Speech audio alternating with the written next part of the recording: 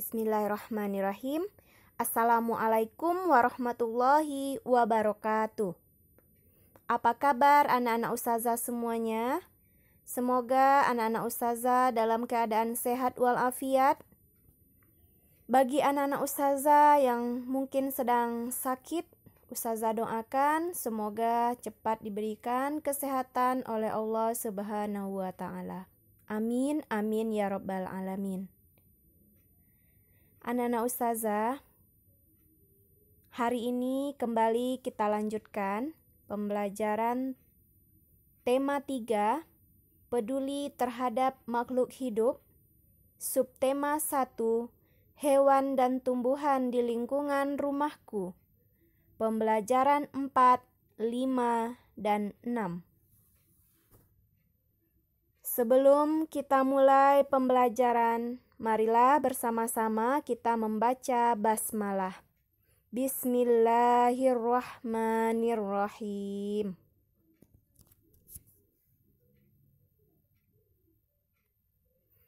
Tanaman memberikan banyak manfaat terhadap kehidupan, seperti menghasilkan oksigen.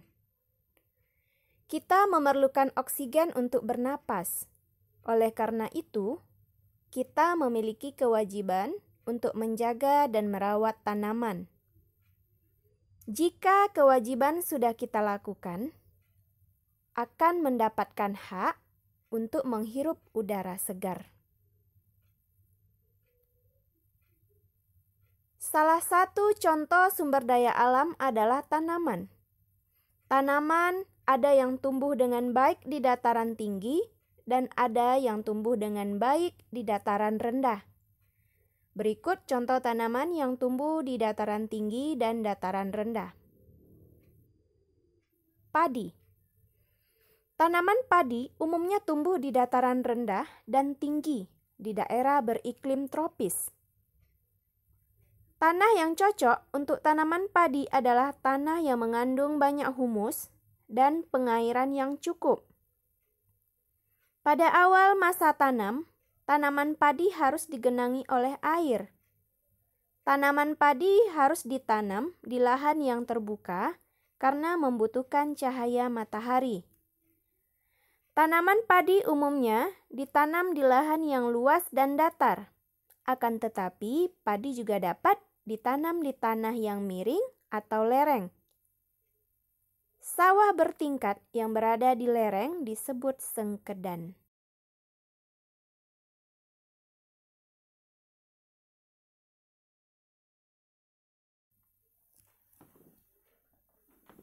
Berikutnya, teh.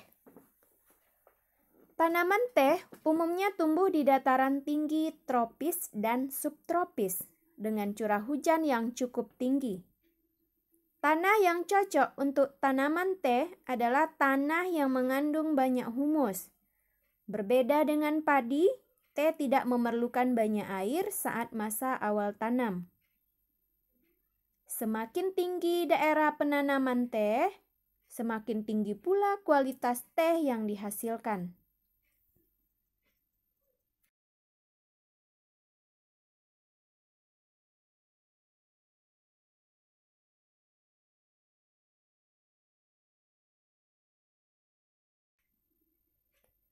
Wawancara bertujuan untuk memperoleh informasi tentang suatu hal yang belum kita ketahui.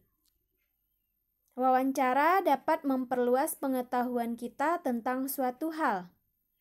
Sebelum melakukan wawancara, perhatikan cara membuat pertanyaan yang baik.